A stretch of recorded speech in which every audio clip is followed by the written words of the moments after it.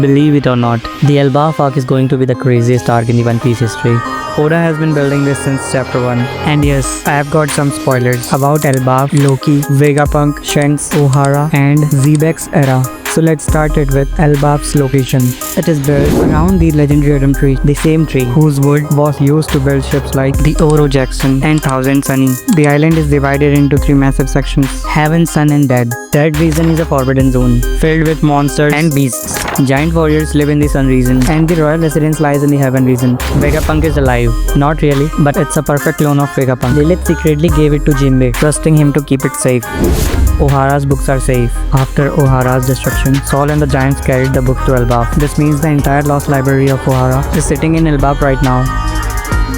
In Hell region lived the strongest giant, Loki. He was tired of after killing his father, King Herald of Elbaf. Loki calls himself the Sun God.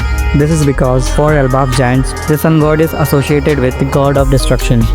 Shanks is actually a celestial dragon. His elder brother is Figureland Shamrock. Unlike his brother, Shanks sided with the people of the sea and followed his own destiny.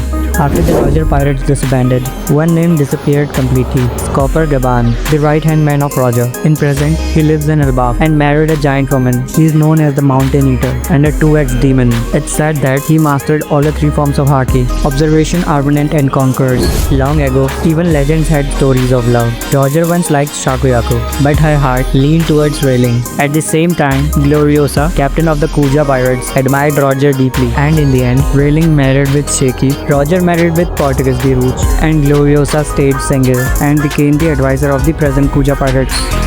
Before Roger's rise, the seas were ruled by Rock D. Zebek. His crew was a terrifying band of monsters: Big Mom, Kaido, Whitebeard, Shiki, powerful pirates who stayed together only through fear and Zebek's iron grip.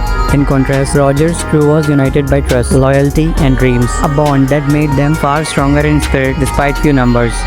At Mary Jaws, during a grand gathering of kings, Zebek crossed paths with King Herald of Elbaf. Instead of clashing, the two recognized each other's strength and became unlikely friends. But this friendship fractured when the world government courted Herald, and their battle shook the seas. It ended without a victor. No conclusion, only shattered trust.